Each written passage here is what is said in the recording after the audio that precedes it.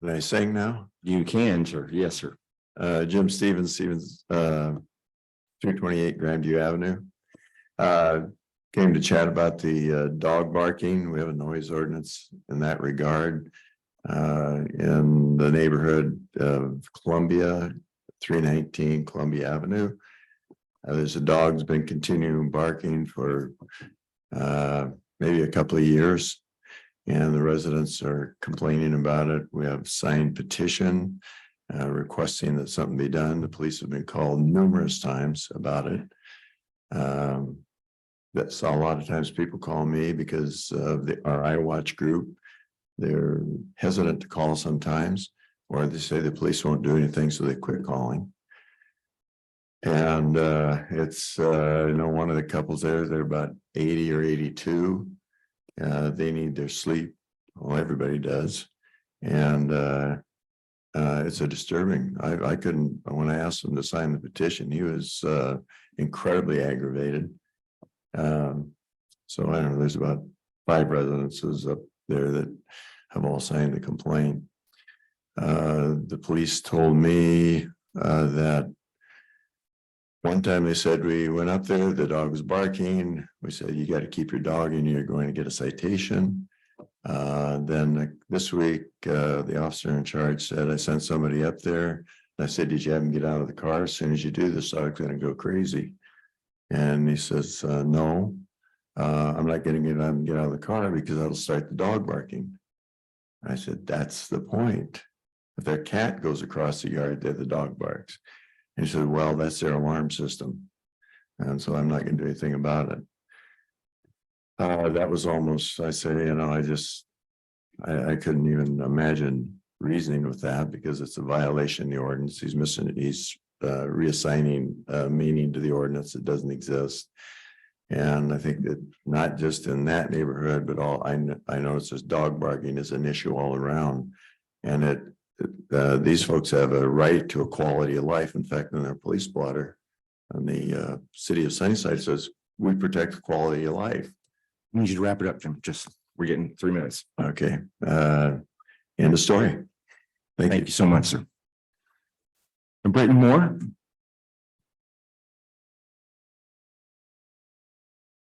Good evening, everybody. Usually we have a clock. There's not a clock right there, but I won't take too long. I was here. Just so you know. Oh, perfect. I'll Good. give you the 3 minutes. So. No, I was here, I think it was last week and talked about sign-on bonuses for police officers. I will be here every week until it is on an agenda to talk about sign-on bonuses. Let's find the money. Let's find the funds. There seems to be all kinds of funds for all kinds of other things, but I think that that is important. We will not have a city to protect if we do not get seasoned officers to come and stay and live in our city. 5,000, 10,000, whatever it takes. We need officers here. So that's what I'm here to say. Thank you so much. Thank you. And I'm sorry, I can't read the last name, but it looks like Armando.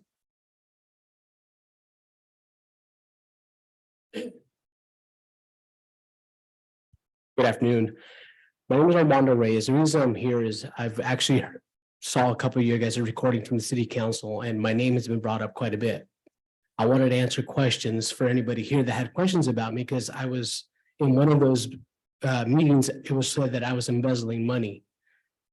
I've never embezzled any money. Everything I've done for this community with La Familia, my name, we've done it for free. I'm just upset about how this is being handled, that your city council is not looking into it. It's just hearsay. And that's upsetting because we do so much for this community. We raised $212,000 for families here in this community, and I'm being bullied. And I wanted to stop.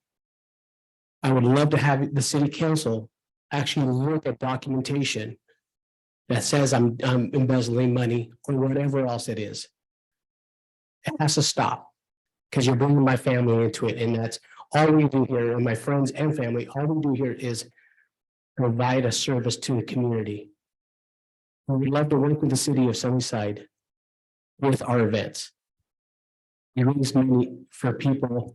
We just raised $52,000 for JJ Reyes. He's from Sunnyside. He's going through cancer. We might not make it.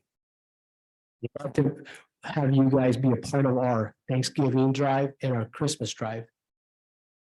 With all the gifts here in this community. All the money stays in this community. I'm just upset that hearsay is getting to the city council and there's no looking into it. If the city council wants to question me, they can also question my CPA that does all my paperwork as well. She's from Seattle.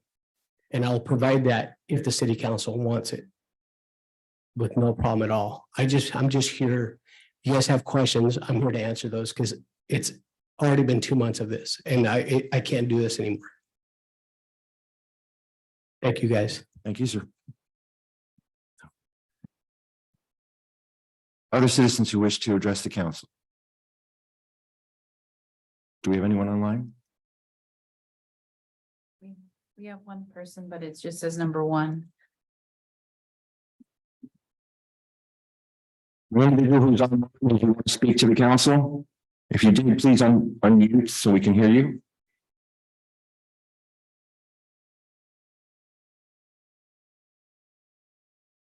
Okay, then I'll go ahead and close this public comment portion. Thank you, everyone, for your items for council, and believe me, council has heard you. We will discuss this with the city manager.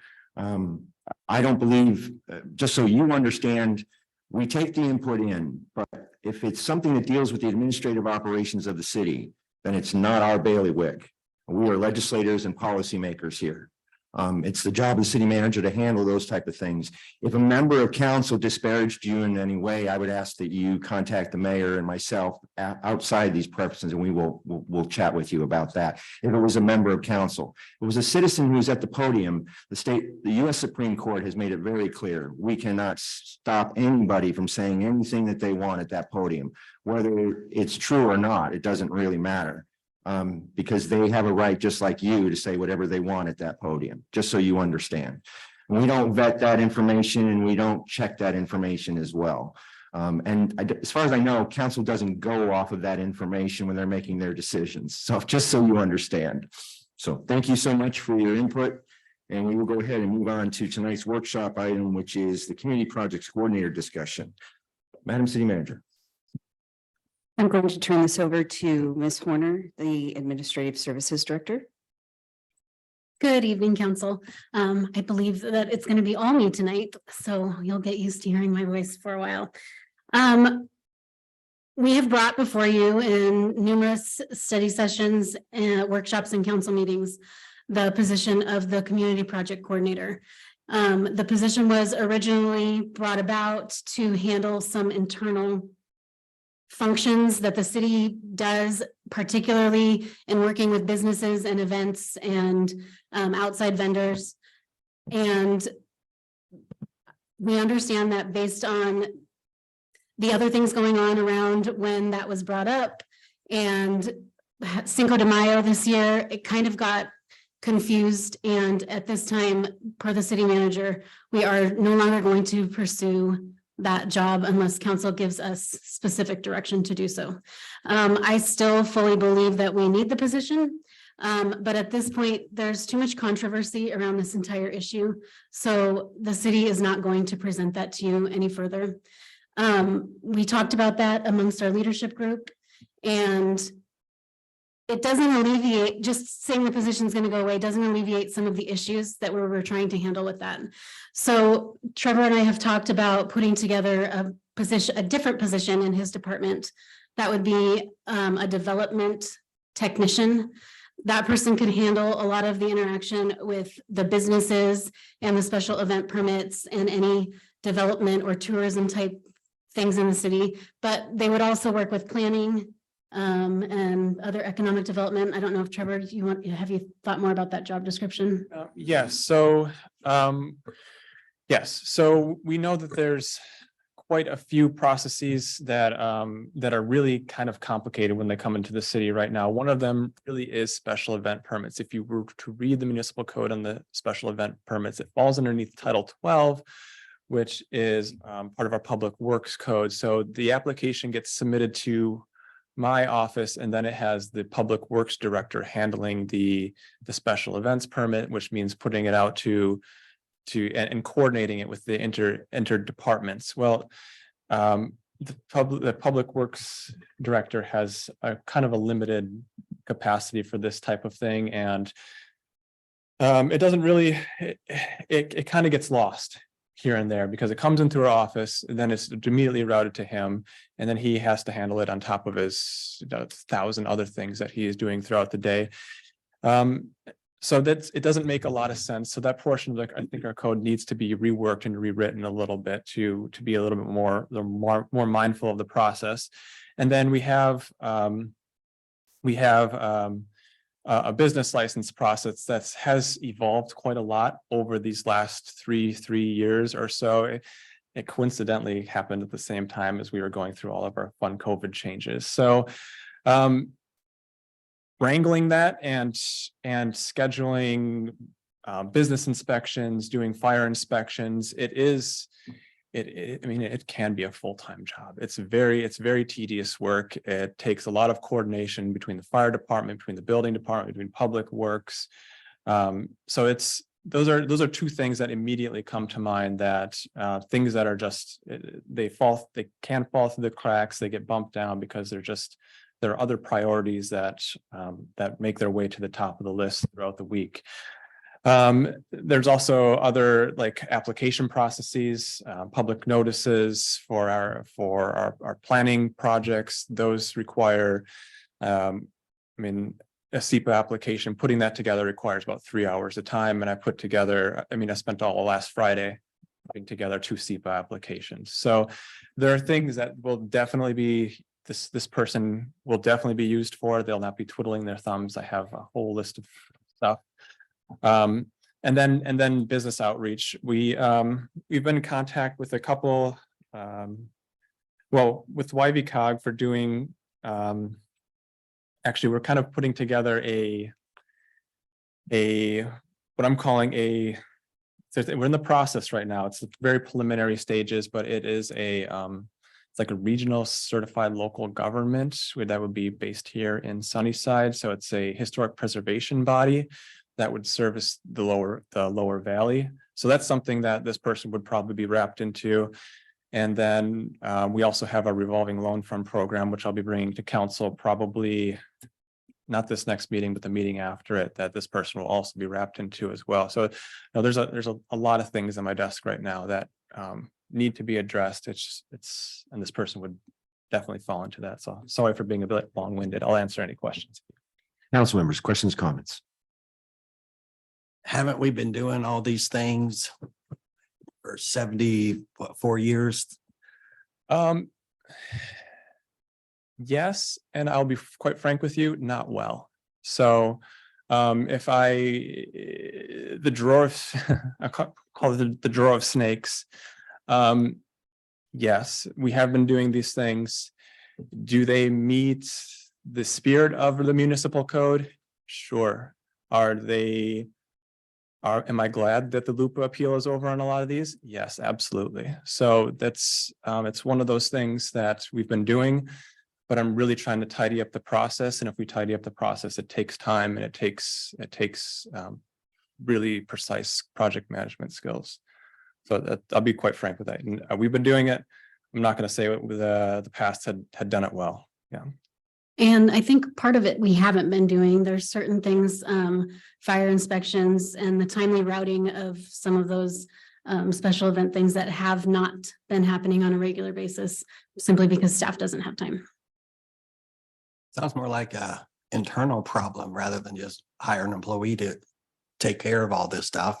Seems like you go out here in the hallway and if you want to do a parade, there's a parade paper you fill out. I think we used to have that for everything. How can that fall through the cracks? If I may comment. Sure. What you have in Sunnyside is a constant turnover in staff. You've had a constant turnover in city management. Same thing with in the last 8 years, we've had 4 city clerks. The continuity of the job depends on if that person has stayed and trained the new person. We've had instances where people have just, walked out of a council meeting, said, I quit. that's really hard to pick up the pieces, especially when you hire someone on that has absolutely no city experience. They just come in and then they have to kind of pick up the pieces and figure out their job. And that's what we've seen in Sunnyside over and over again. So I've seen it when I came in probably all the areas that I've touched. I've seen it in utility billing. I've seen it in cash receipting, accounts payable, where we just didn't have a process down because I'll give you an example. Shirley was the utility billing clerk for like 30 years. She had a process she did. When we switched over to Bias, she said, I refuse to do that. I don't want to learn another program. I've learned 15 programs since I've been here. They hired someone and she kind of just answered the phone and took payments her last 6 months. So that person then left and tried to train me and had a manual. It wasn't a good manual. So I had to go in and clean up utility billing and then train somebody. So it's that kind of thing that we've lost here is our processes on how to do things. And we haven't built it back up because really honestly, you have department heads that are doing jobs that they probably shouldn't have been because we didn't have enough staff. And that's just the real nuts and bolts of it, that it's been kind of passed on or just stumbled upon. Oh, well, this is a book that says how to do something, but you've already created something new. And so that's how a lot of this stuff has fallen through the cracks over the years. And we are getting now finally to the point where we have staff that have worked at other cities and know how it's supposed to work. Trevor, for example, myself, Jameson, all three of us have worked at other cities. We know how business license function. We know how it should function and how it should be routed. But we don't have that process in place in Sunnyside, and we haven't the 8 years or 9 years that I've been here. And so this is kind of where what we're coming to council with is, okay, we've got the people in place for the most part. Now we need to refine the process, and now we need somebody on board that can actually do the work instead of the department head doing the work. Does that make sense? I'll give another example. So my predecessor, so we finally have a permitting software in place, and we've spent the last year really getting that up to speed and everything. My predecessor bought a permitting software that came really with no manuals. onboarding assistance. So they basically said, here you go, run with it. So we had our permit technician was being redundant in her daily usage. She would take in payments in this system, and then she would have to take the payments and the charts and go and relog them into Bias and basically just do a redundant model at every single night, just to make the application work. And so we're finally at a point now where we can just export it. It's just directly into Bias now, and it works a lot more smoothly, and we can audit logs a lot more clearly. We have built-in bars numbers. So it's taken a year to just get there, and we're guaranteed in that program for the next 5 years. So we'll have a little bit of stability at least until she retires. So So it sounds like we need to work on our processes and have it down on black and white what the processes are. that's a big part of it. And many of those processes, nobody has time, no one individual has time and is in the department, because a lot of those processes touch multiple departments across the city. And so we don't have a staff member right now that works in all the departments across the city, except for the city manager. And so there's not an individual, that can put those processes together very easily right now and have that be their job. Other questions, comments? I think this coordinator position is a position that is needed in the city. I appreciate the staff for holding back. When we had our last discussion, there was lots of questions. And I think until we fully vet this thing out, I think the staff has done the right thing here and pulled it back. And so they could do some more planning, some more research on it. I think it's a position we need. I think it's a position that will help the citizens in this community immensely. Only somebody that's tried to go through the process knows what can happen sometimes. So I appreciate the staff pulling it back. Other questions, comments? Well, you mentioned fire inspections. Isn't that the fire department's job? So the fire inspection starts based on the business license. So it's based on the business license when it's first applied for. They have to have their business inspected by Trevor's department, the building inspector, and by the fire marshal. And then renewal then triggers again another fire marshal inspection. So it is, in other cities, it's coordinated by the person that's in charge of business licensing. So it would be a clerk or somebody that has that, and then they keep track of that to make sure that notices are sent to the fire department and that they don't renew the license or grant it until that inspection is taken care of. And one thing just to clarify, prior to a few months ago, the finance department was handling the business license approvals. So the finance department was getting the business license information. And their two departments were actually processing inspections and things with them. So that's an example of all the different ways that one thing is touched. And there's not a central person that handles it. Other questions, comments? So at first you wanted a community projects coordinator. And now you want a development technician. Are they gonna do the same things? I mean, There will be a lot of overlap. I think with the previous position, there was a lot of confusion with events. The only part of that events that this person will be involved in is taking in applications at this point in time and coordinating with other departments. So we wanted to really clear that up, as that they're not going to be out there recruiting volunteers or anything. That's out of the question. This person's only going to be intaking event permits and circulating and getting any feedback to any sort of applicants. So that's a big change in the part of this. We wanted to remove any sort of idea of that from this position at all, and more or less make it more of a clerical job, like a permit coordinator, something like that. So the wage scale is coming down. There won't be the expectation for outside work, outside of normal business hours. This will be an hourly position. They won't be coordinating, planning for other departments. It'll just mainly be dispatching things through community development. Other questions or comments? So it sounds like something that we should be doing in the budgets for 2024. Correct. And if that's the direction council wants us to go, we will hold off on bringing this to you for a vote or anything until we get to that moment, but that's why we wanted to discuss it. Other questions or comments? Well, council, you know how I feel. I think I was publicly, I made it clear how I feel about supporting this position. I was kind of in the same boat as Mr. Farmer. Well, a former colleague of ours used to say all the time that the council builds the machine, the manager runs it. It's really important for us to remember our role in this responsibility. The manager comes to us and tells us she needs a position, and we should support that position. That's kind of how that works, because none of us are subject matter experts when it comes to running the city. We don't know what cogs need to be in what places.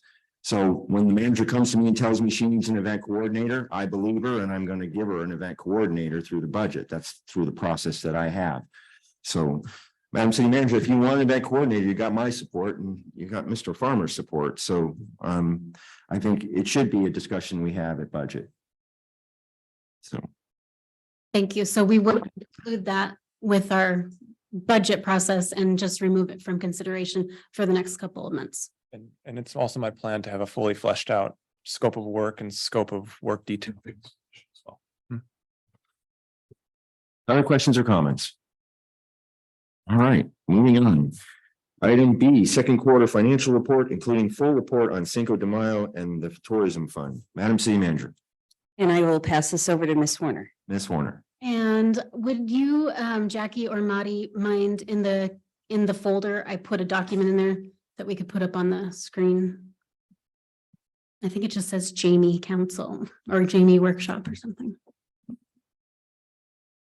I was trying to print it, which is why I was a little late, and the printer wasn't working, so.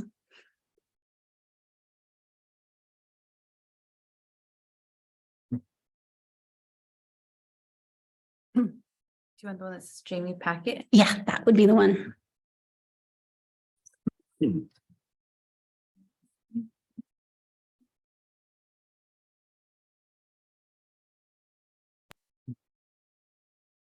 Okay.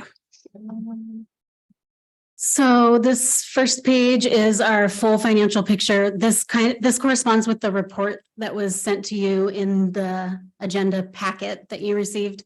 This just goes over the budgeted revenue and expenditures, where we're at with that. And our total balance, if you'll scroll down just a wee bit. So you can see that we budgeted in revenues $43 million. So far, year to date, we've received 18.5, which is 43% of our budget. And then in expenditures, we budgeted almost 48,000. And so far we've expended 19.3. So that's only 40% of our budget. So we're staying right within our budget amounts. A lot of the difference is based on transfers and things that will happen at the end of the year, likely. So just below that is so if you scroll up just a little bit more, sorry. So that first small box right there, that's revenues by type. So that's going to show you like the amount of taxes versus licenses and permits, grants and charges for goods and services we've brought in, and where each individual item is percentage wise. We do have 52% of taxes collected through the end of June, which is normal because we get a big chunk of property tax in May. Everything else is pretty much right on course with where we usually are around this time of year. The charges for goods and services takes a big hike up in July, August, and September with the water and sewer utility increases. And then we'll also get an increase in taxes at the end of the year when Christmas comes around and it's sales tax time. So you'll see those go up. But right now we're tracking with what our expectations are. So we're looking good. Expenditures, I broke that down for you by type as well. So personnel, salaries and benefits. We budgeted 17 million so far, or through the end of June, we spent 8 million. So we're at 47% there. Purchase supplies and services, we're at 48%, budgeted 14.4 and have spent 16.9 almost. Capital projects is a little under, but we have those big projects going on and we haven't paid some of those bills yet. So that one will probably jump up by the third quarter.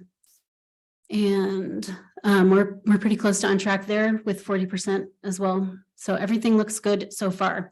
The very bottom there shows the amount of money we actually have in our different bank accounts. So cash in the bank, we started the year with 4.5 million. Right now we have 3.1, which is on track for what we've been spending. And that meets the minimum requirement for liquidity that we have. When we did our first bond investments last year, you'll recall that we talked about how much minimum cash we need to keep into the bank to make sure that we can always pay our bills, and so that we don't tie up too much of the city's money in investments. So we're well within that margin. I think we're about double what it needs, what the minimum amount that it needs to be is. Our local government investment pool has gone from 4,050,000 to 4,150,000. And that big increase there is thanks to interest rates. So I know they're not good for a lot of other things, but for this, that's about 4 times the interest I think that we expected to get on the LGIP this year. So if you have any questions on any of those items, I am happy to answer them. I have a question. How are the enterprise funds figured into this? So if you scroll up to the top, this is where the funds are broken down, and scroll down just a little. So the water, sewer, garbage, ambulance, and stormwater funds, which are near the bottom there, you'll see their separate revenues and expenditures. So they are right on par. Actually, if you look at the water fund, you can see that our revenues this year are only 28% in the water fund, and the expenditures are 26%. Part of that is because of the 6th Street project that has a lot of water services. So those capital outlays haven't been paid, but also, as I said, the expenses or the actual revenue and expenses for the higher water usage season hasn't been processed by the end of the second quarter. But everything for them otherwise is right on track. Actually, our ambulance revenues are up higher than expected this year because the GEMT money, which is our ground emergency medical transport money. Thank you, Cameron.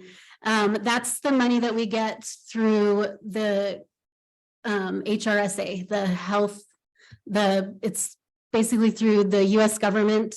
It supplements the Medicare, not Medicaid, just Medicare, right? Sorry, I'm speaking about. Yeah, Medicaid and Medicare. Okay, both. So that supplements those amounts that we can only recoup a small amount. They pass through some extra money to us to make up for that difference. And that amount this year, I believe we got 4.5, well, I think it was $447,000. We only budgeted for $230,000. And that was just based on the unknown of how those numbers were going to come in. We also, that cycle for that GEMT money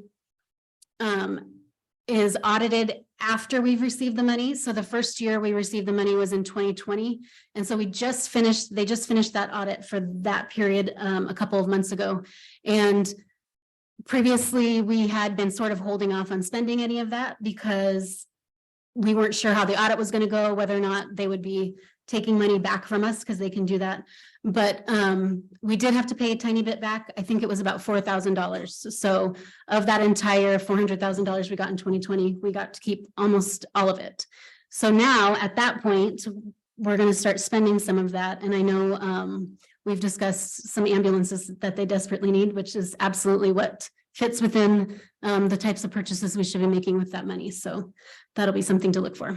Anyway, that's the big difference in revenue there. And if there's any other questions about any of those, Council members, questions or comments?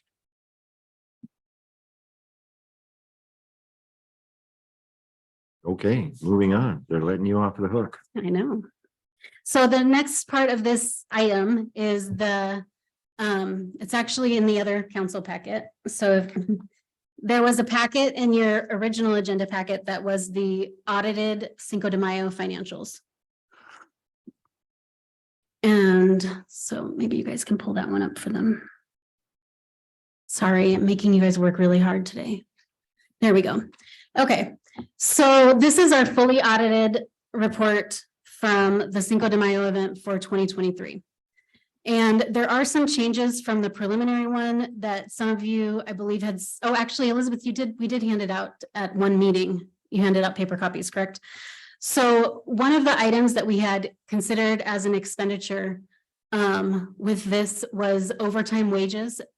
The reason that we had done that is because we accounted for them precisely based on, we knew that we were handling, we decided to track how many hours our staff was actually working on overtime for this event. We hadn't done that in the past where we tracked specific overtime hours for particular events or projects that are outside of something that would require like a grant or something like that. So we hadn't done that for this purpose before. And so we had originally put that on here.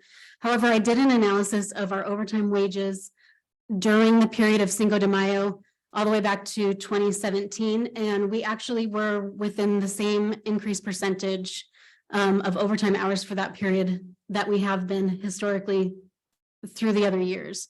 So it was less than 5 hours difference.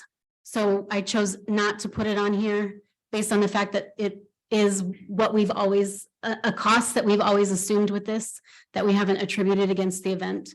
So if we take that portion out, the event as it was on its own is now better audited. If you'll scroll down just a little. So there you go. So the actual cash flow was, we did have a small loss of $6,800. But if we offset that with the vendor booth comps, we actually would have made about $30,000 on that event. And then within this packet that you all have, there were invoices showing every expenditure. One of the invoices that is in the packet but hadn't been paid yet by the time I did include here. And that was one of the invoices for Armando Reyes. So in the reports from Bias, it's not listed there, but it is scheduled to be paid this week. So.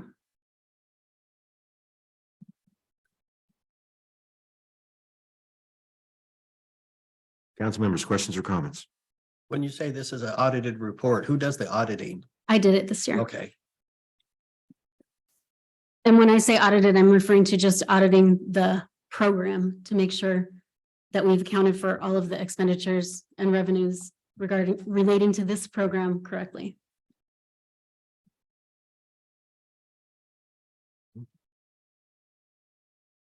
Council, other questions or comments?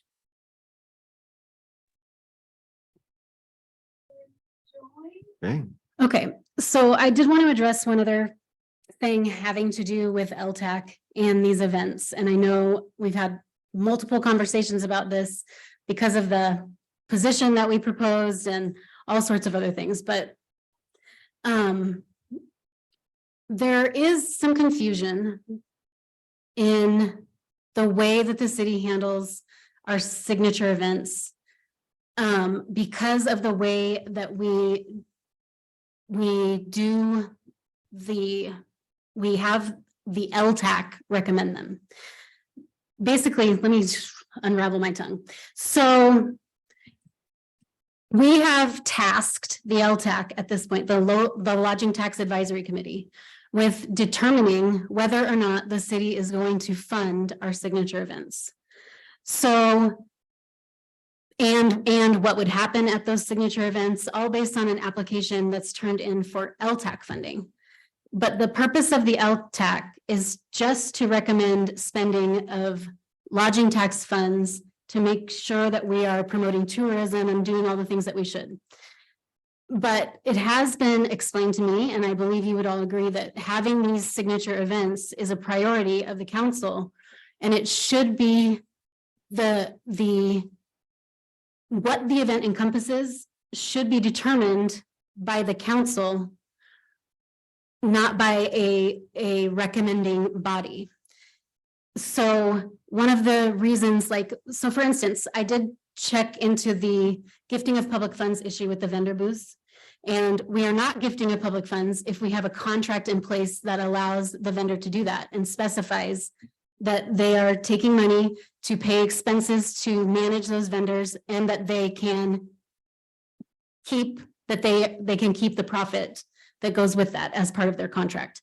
Because of the way we've done this before, we only have one contract with each of these vendors, and that contract has to do with how they spend LTAC money. But that's not really the entirety of the event. The event encompasses a lot of other things that touch other city business. So I guess what I'm trying to say is we've taken this great big thing that touches a lot of the city and we've put it into this one little box having to do with LTAC. And that's really, I don't think necessarily the job of what LTAC is. So basically right now, if LTAC were to decide not to recommend a project to you, you can't approve it to have LTAC money spent to it because of the RCWs. So if that was the case, does that mean that we're not going to have Cinco de Mayo because LTAC didn't recommend it? I don't think that that's the council's intention. I think the council wants to have Cinco de Mayo every single year, right? From my understanding. So we can still do all of the same things that we're doing, but we might need to consider changing the order in which we do those. So there should be a contract between the vendor that is going to be the organizer of the event, between them and the city, that the city has sent an RFP out and decided this is who we want to hire because we want these kind of things to happen. And so this is the event that the city wants to put on, right? Once we have that vendor or any of the vendors for any of these events, they can go to LTAC and request money to compensate them for advertising or operations of the event, because that's what the LTAC money is for. But we've sort of put the cart before the horse a little bit and then restricted the council's ability to make decisions over the events that we're having in town. So I wanted to sort of touch base with you guys and figure out if you would like us to, I think for this year, we're gonna continue the way we have in the past for 2024, I believe. But going forward, it's my recommendation that we change the way that we do that. Just so that everything is more in line, easy to audit and makes sense. And we make sure that we have all of the correct contracts that specify all the particular little things that need to be specified for putting on a city event. Council members, questions or comments? Yes, sir. I always understood LTAC to be heads and beds. And there's nothing on here that says if they put anyone in a hotel. Right. Well, actually, the RCW doesn't say anything about heads and beds. What it does say is that you have to be able to prove that the person came more than 50 miles to your city. So if they came here more and they traveled more than 50 miles, then LTAC dollars are something we can use. You are correct that the collector of those taxes at the hotels and so forth and so on, they collect those taxes. And that's why we have to have 2 people that collect the tax and 2 people that use the tax on the LTAC. It's also why the legislature put the chair as the council, for the council member, right? They didn't let the LTAC choose the chair. It's because they wanted a heavy hand on that committee from this body. Because it's money that we're supposed to be responsible for. So I think that was the thing. We can demonstrate heads and beds. The problem with that is most of the hotels don't share that information with us. So we don't exactly know how many heads and beds there were for an event. If you put 25,000 people in this community for Cinco de Mayo over 3 days or whatever the case may be, they're going to be using hotels. We know that. But whether or not we get that kind of report is difficult. That's why, like over at the museum, if somebody signs the book and says what city they're from, that's instant notification to the auditor that, hey, this person came more than 50 miles to your city to see an event. That's correct. And also, I just want to clarify, I know that I have said, I don't know that I've said it in a public meeting on the record, but I've said to others in discussions that I wasn't sure that LTAC funds should be used for those signature events. And I want to revise my opinion and say there are portions of those events absolutely that qualify for LTAC. I think the reason that I had that concern was sort of because of the way we've balled everything together under this one contract that's administered through LTAC.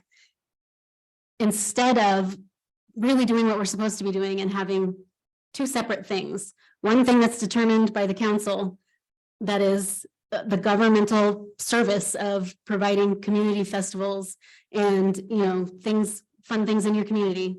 That's something that the council should be deciding.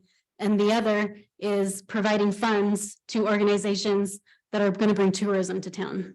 So I think disentangling that is a very important thing for us to smooth out that process. Having attended my first LTAC meeting, my eyes were opened. And there were several things that to me didn't look right. I mean, not that anybody was doing anything wrong. It's just that I didn't like the procedure, I guess would be a better way to put it.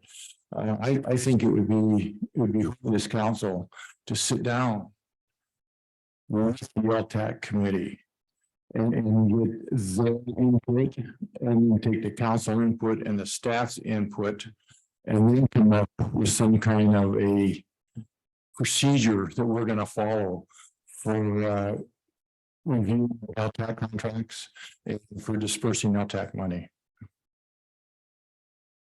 Well, the LTAC can create their own rules of procedure. They just have to create the rules and then send them to the council and we approve them. I would think the more people you have involved in putting something together, the better off, the better projects you're gonna have at the end. And I know what you're saying, and the LTAC committee would be glad to do that. But I think it ought to be a collaborative effort between the council, staff, and the committee. I have a real quick question for the attorney on that one. Considering the LTAC is a decision-making body and we're a decision-making body, is there an issue with us coming together for a joint meeting? It would be a public hearing if you had a quorum. Okay, that's what I thought. Have that public Okay. notice for that. They are just a recommending body though, just to FYI. So they. Actually, the law is really specific about how their powers, right? They can make a recommendation to us and we can either accept that recommendation or send it back to them, but we can't modify that recommendation. So they do have power over the council in some sense. Okay, well, I know that the council can't select to spend LTAC funds on anything that is not recommended by the LTAC, but I think the actual dollar amount and the choice to fund or not to fund, both of those things are with the council for sure, so. Actually, I'll defer to the attorney, but I'm pretty sure we can't make, if the LTAC says, for instance, you're gonna fund this at $20,000, council can't change that price, can they? Yes, they can, in that the LTAC committee is making recommendations based on what the city supplied them as far as information goes. And then the LTAC makes a recommendation based on what they've received for that going forward. The city council then takes that into consideration, making the decision whether to fund that or not. Typically, they do take that into consideration as far as decision-making policy. They're not bound by that requirement, though, going forward. So if they came to us with a recommendation to fund Cinco de Mayo at 25,000, and we decided to want to say 30,000, we could do that. Typically, yes. Okay, all right, thank you. Council, other questions or comments? Yeah, we've talked about the signature events, but what about these basketball events and other events? Is the city getting a contract with those people putting on those events? Or Typically. is it needed? I don't think so. And I think that those are perfectly fine. The reason we don't have a stake in whether or not those events happen, right? Unless they're on a property, the city property. Yes, and then they would have to have a special event permit or some such thing. And whether or not it's a community event, there's a whole slew of other things. But like the 3-on-3 basketball tournaments that are funded through LTAC, those are all, they happen at the schools. There's really nothing to do with the city. Same with like, I know the float's been a controversial thing, the community float of to fund or not to fund, but there's nothing required of the city for that. There would be no contract necessary aside from the LTAC contract. Okay. Same with Northwest Nitros. Doesn't happen, they applied for the funds, but it doesn't happen within city limits. So the city has no other interaction with them aside from administering LTAC funds. So that would be the only necessary thing. Other questions or comments? Okay, moving on. All right. In conjunction with this, there was something about looking at the tourism fund in and of itself. And so I did supply you with the reports on the tourism fund. It's pretty straightforward, but I just wanted to stand for questions if anybody had any regarding those tourism funds. Council members, questions regarding the tourism funds?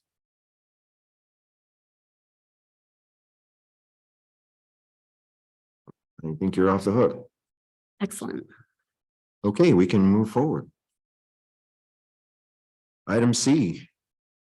It should be SMC 2.02, schedule of fees and charges discussion. And I will turn this over to Ms. Horner, who is again has the floor. And in my other packet that I just finished for you today, there's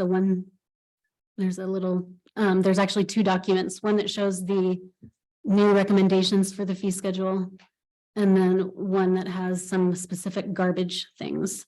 So there are some changes that the city staff would like to recommend to council in regards to our fee schedule. They affect several different departments. I can address the ones that affect my department, which is the garbage rates.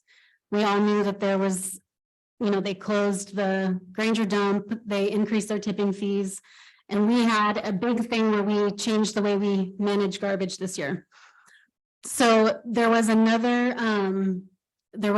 increase from Yakima Waste based on tipping fees effective July 1st. We wanted to sort of take a wait and see on, with all of the restructuring, how we would actually have to increase our rates. It was kind of a guessing game of how many extra cans would we add? Would we make sure that offset some of the costs? And so we took a look at that. The increase that Yakima Waste is charging to us, I think, is about 6.4%.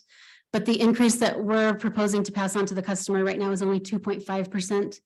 based on the fact that looking at the rates, the revenue and the expenditures, I think that we've compensated enough in those rates to manage the rest of that increase. It's actually after this, there's a one page that just shows the garbage rates.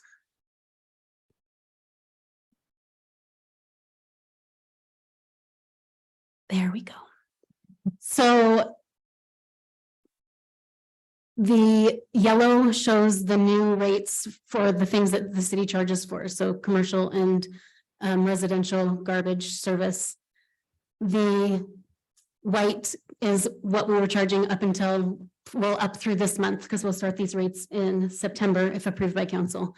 And then the gray bars are what we were charging in 2022. So all in all, this does bring our garbage charges up 22% from 2022, which sounds like a lot. But this particular part of the increase, most of that was because of the CPI at the beginning of 2023 and the garbage rate restructure. And so I think 6% of it was CPI and 7.5% was the garbage restructure. So this additional change rate here, like I said, is just another 2.5% on the increased rates. So the monthly charge for a regular residential 196 gallon can is only going up 42 cents with this increase. But from the previous year, it has gone up $3.12 per month.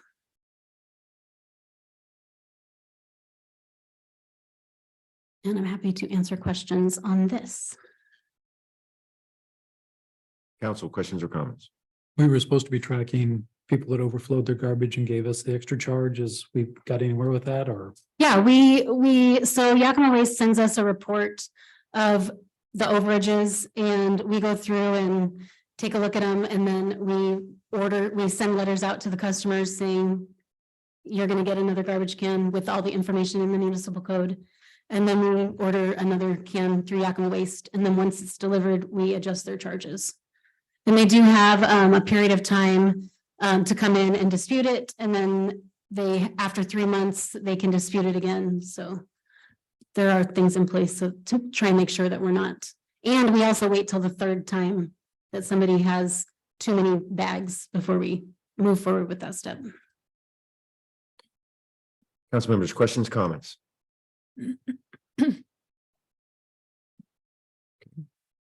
Okay, moving on. So you can scroll back up now through the rest of the fee schedule. Everything that's highlighted in yellow is either a brand new fee or an adjustment. And most of the new fees have to do with the street department. And unfortunately, Raul's not here. But there are a lot of things in Title 12 of the SMC that have to do with required permits and inspections. But there weren't any fees in the fee schedule to account for those. So if you'll go down a little bit more to where it says Title 12. Okay, so right. Those are that one Well, that's Parks and Rec, so go a little farther down. Okay, so those yellows there. So there's things like curb numbering there's something in the code that says you have to pay and have an inspection if you want to paint numbers for your house number on your curb. Whether or not it should be in there, I don't know, but we didn't have anything to compensate for a permit or inspection fee. So the same goes for the street excavation.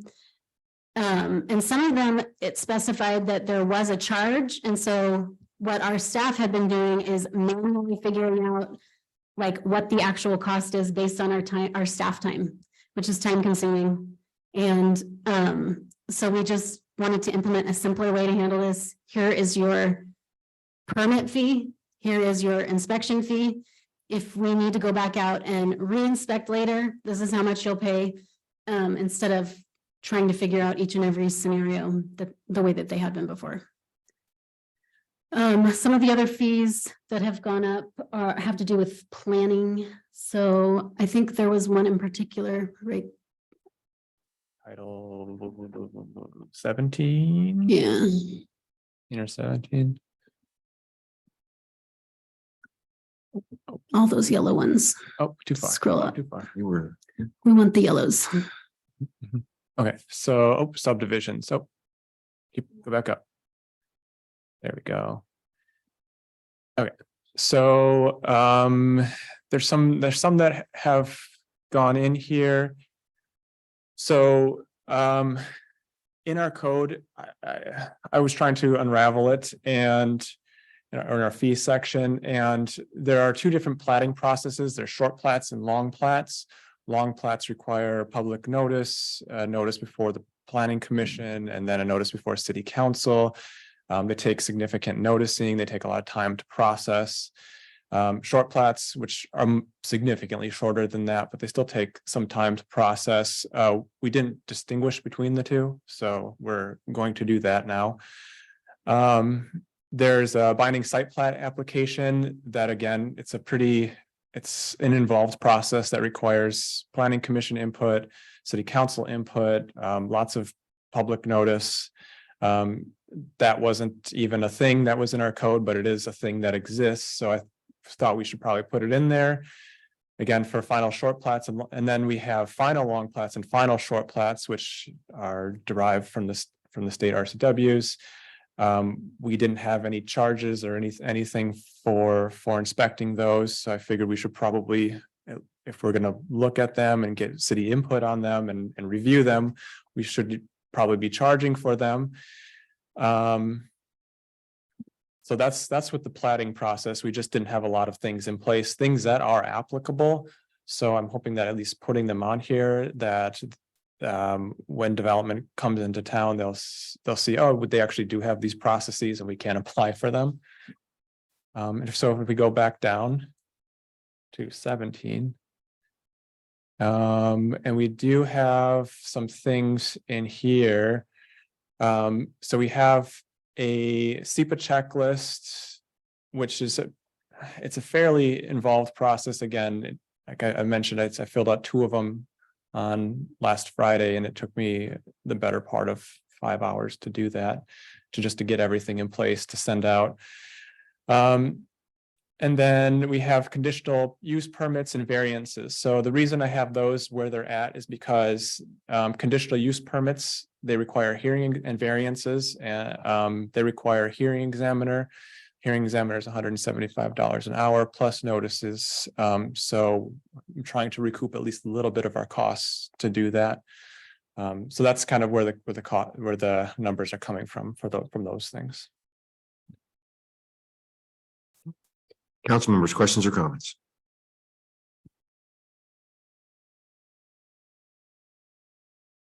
Smart. And I think, Trevor, you used comparisons with other area cities to come up with your amounts, correct? Yeah, I went across the Yakima Valley. If I use Yakima County, city of Yakima, city of Grandview, I used Ellensburg, Granger. So yeah, it's kind of a comparable. It's rural, right? I made them so we're not the lowest, but we're definitely not the highest. So that's Yakima County. Other questions or comments? Yeah, I didn't get the packet of all this. It's not online. I can email it to you. This was what I was putting together today, and I was trying to print for you, but I couldn't get the printer to print. And then I was freaking out, and then I was like, I better go. And actually, if we could just publish it online, I think that would be Absolutely. better, and still email a copy, but I think it would be better so that public has it. Yeah. Okay, other questions, comments on this item? Hearing none, moving on. Item D, 2024 budget calendar discussion. And I'll turn this over to Ms. Warner. So it's that time of year, budget, my favorite time of year. Well, except for it's super busy, but I really enjoy budgeting. I put together the budget calendar and I did update the council planning schedule so that we'll be able to see all these dates coming up for the things we need to do through council. But the first thing to do for us is to set up our budget retreat. So in looking at our calendar and sort of what times worked, my first proposal was August 26th, which is a Saturday. I'm not sure how the council feels about that date or if that date works or if we should discuss something, maybe in the first week or two of September. I'm clear on that date.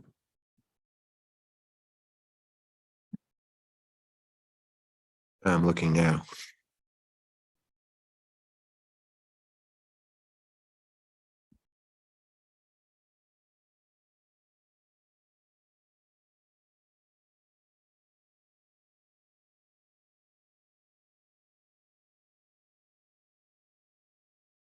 What time, August 26th? We haven't selected a time yet, so that's open, and to how long we plan. I know we have had a couple of workshops earlier in the year, so we may not try to tackle so much in that budget workshop, because we did have that planning session. When was that, in June or May? I think it was May. Yeah, Right now, I'm available. okay. And I think just out of deference to the fact that you work evenings, we could do a morning, maybe like 10 to 1. Maybe. Is that 10 too early? No. No. One is close to when I have to leave. Okay, so maybe we do Earlier. 9 to noon. Provide lunch for those that want to stay for lunch. From midnight to 6.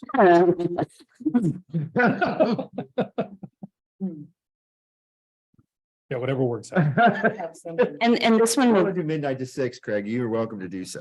This one will be at the very highest level. We won't be going into a lot of details at this one. The next one we have, that will be when we have more of a detailed picture to show you, because really we're just now building this budget, and we start at a very high level.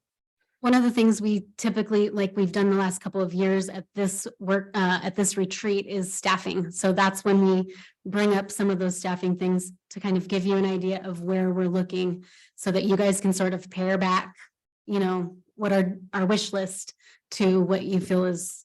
So that's probably when Trevor's development specialist will come up.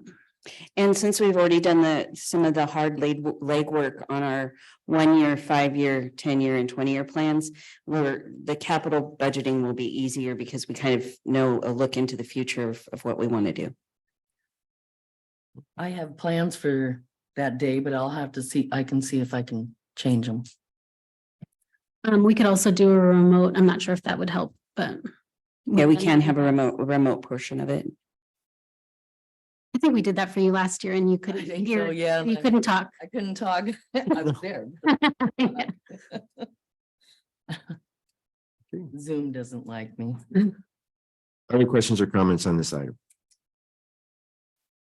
Okay, so we have Saturday, August 26th, 9 to 12 tentatively. Mhm. All right.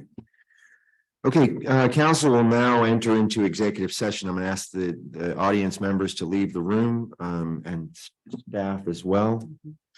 Pursuant to RCW 4231-10-1B and G, to consider the selection of a site or the application of real estate by lease or purchase when the public knowledge regarding such consideration would cause a likelihood of increased price. To evaluate the qualifications of an applicant for public employment, or to review the performance of public employee. No action is expected. We're expected for 20 minutes. Can you shut the door, Trevor? Oh, cancel, sorry.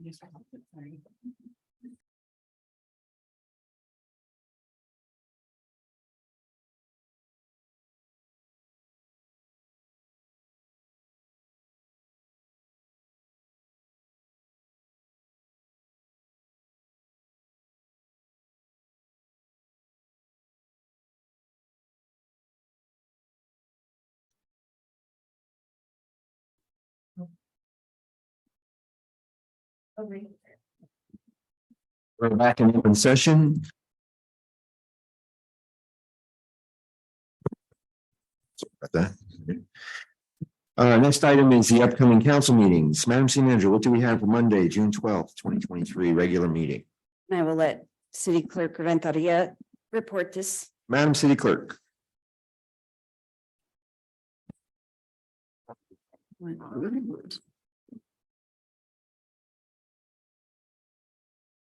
Jamie, you updated it, right? Yes. Okay, so let me open the Word version.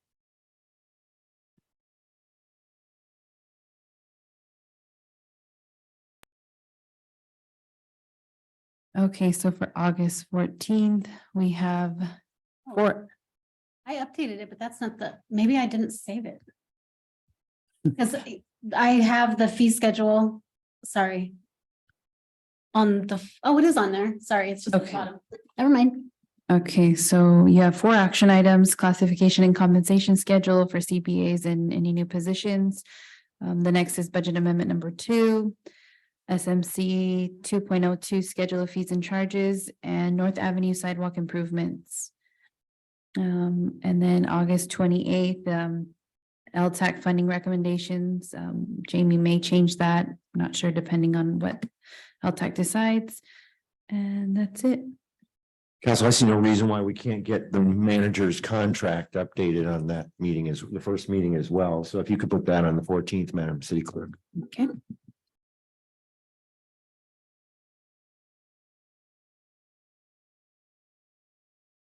we have anything else?